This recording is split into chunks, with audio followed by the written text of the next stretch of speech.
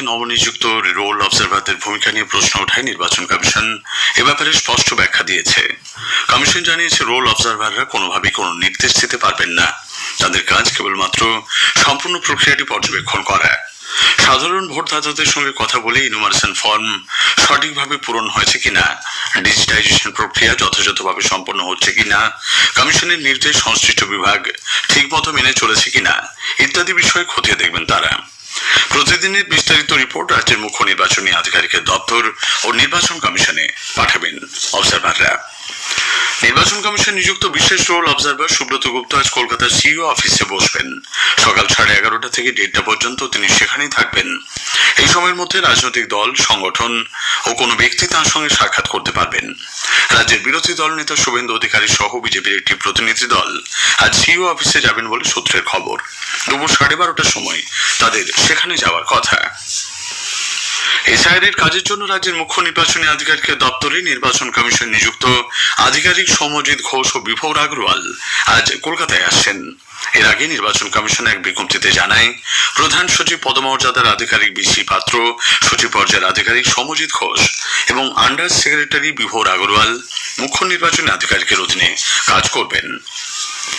তৃণমূল কংগ্রেস অনুপ্রবেশকারীদের জোর করে নাগরিক হিসেবে দেখানোর অপচেষ্টা করছে বলে বিজেপি অভিযোগ করেছে। কেন্দ্রীয় প্রতিমন্ত্রী সুকান্ত মজুমদার এক্স হ্যান্ডেলে গতকাল এক পোস্টে জানিয়েছেন, 2022 সালে বাংলাদেশ থেকে বসিরহাটে এসে শাসক দলের মদতে এক বাংলাদেশি অনুপ্রবেশকারী অন্য একজনের নথি জাল করে তাকে নিজের বাবা হিসেবে দেখিয়েছে। দীর্ঘদিন ধরেই চক্রান্তের বিরুদ্ধে বিডিও, মহকুমা শাসক এবং পুলিশ প্রশাসনের দ্বারস্থ হয়েও বসিরহাটের ওই স্থানীয় বাসিন্দা কোনো সহায়তা পাননি। রাজ্যের মানুষ নিরাপত্তা নিয়ে উদ্বেগে রয়েছেন বলেও তিনি অভিযোগ করেন। সংসদের শীতকালীন অধিবেশন আজ শুরু হচ্ছে। এই অধিবেশন চলবে 19 ডিসেম্বর পর্যন্ত। 19 দিনের অধিবেশনে মোট 15 বার সভা বসবে। অধিবেশনে 13টি বিল পাশ করার জন্য উদ্যোগ নেওয়া হবে। এর মধ্যে রয়েছে জাতীয় সড়ক সংশোধন বিল, পারমাণবিক শক্তি বিল, বীমা আইন সংশোধন বিল, ভারতের উচ্চ শিক্ষা কমিশন বিল। এদিকে বিরোধী দলগুলি এসআইআর প্রক্রিয়া নিয়ে আজ সরব হতে পারে বলে মনে করা হচ্ছে। ইতিমধ্যে তাদের তরফে মুলতবি প্রস্তাব জমা দেওয়া হয়েছে বলে সূত্রের খবর। রাজ্য পুলিশের কনস্টেবল নিয়োগ পরীক্ষায় প্রশ্নপত্র ফাঁসের টোপ দিয়ে টাকা তোলার অভিযোগে পুলিশ 2 সিভিক কর্মী সহ 18 জনকে পাকড়াও করেছে।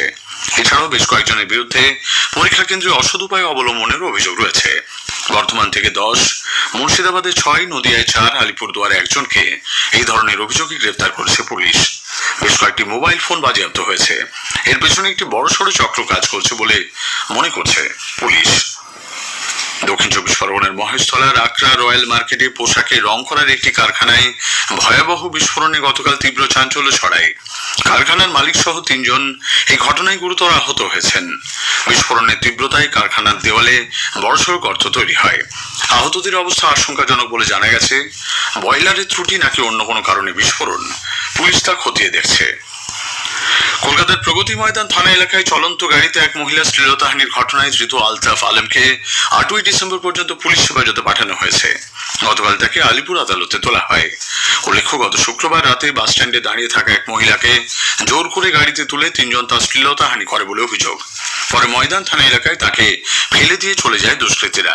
এই ঘটনায় গাড়িতে থাকা গাড়ির রিচের বাসিন্দা আলতাফ আলমকে গ্রেপ্তার করা হয়। বাকিদের খোঁজে তল্লাশি চলছে। ঝঞ্ঝা কাটিয়ে আগামী কয়েকদিনের মধ্যে রাজ্য জুড়ে উত্তরে হাওয়া আবার শক্তিশালী হয় শীতের আমেজ ভালোভাবেই অনুভূত হবে বলে আবহাওয়া দপ্তর জানিয়েছে।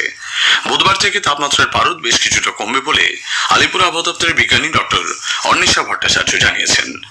টেম্পারেচারটা পরবর্তী 3 দিনের মধ্যে 2 থেকে 3 ডিগ্রি ফল করার সম্ভাবনা রয়েছে, যেহেতু ওয়েস্টার্ন ডিস্টারবেন্সটাও এই দিকে আসছে। এখন ওটা হরিয়ানার উপরে আছে, আর তার সঙ্গে আমাদের এখানে নর্দার্লি উইন্ডটাও থাকছে। তো এই দুটির প্রভাবে টেম্পারেচারটা কিছুটা ফল করবে। কলকাতায় সর্বনিম্ন তাপমাত্রা ছিল 17.5 ডিগ্রি সেলসিয়াস, যা স্বাভাবিক। সর্বোচ্চ তাপমাত্রা 27 ডিগ্রির আশেপাশে থাকার সম্ভাবনা। আকাশবাণী কলকাতা 10টি জেলার জন্য চুক্তির ভিত্তিতে আংশিক সময় সাংবাদিক নিয়োগ করবে। জেলাগুলি হল বীরভূম, আলিপুরদুয়ার, পশ্চিম বর্ধমান, দার্জিলিং, দক্ষিণ দিনাজপুর, ঝাড়গ্রাম, কালিম্পং, হুগলি, পূর্ব মেদিনীপুর এবং কলকাতা। এই সংক্রান্ত যাবতীয় তথ্য www.newsonair.gov.in এ পাওয়া যাবে। আবেদন জানানোর শেষ তারিখ 15ই ডিসেম্বর। স্থানীয় সংবাদ শেষ হলো। পরের খবর দুপুর 12:30টায় গ্রামীণ সংবাদ।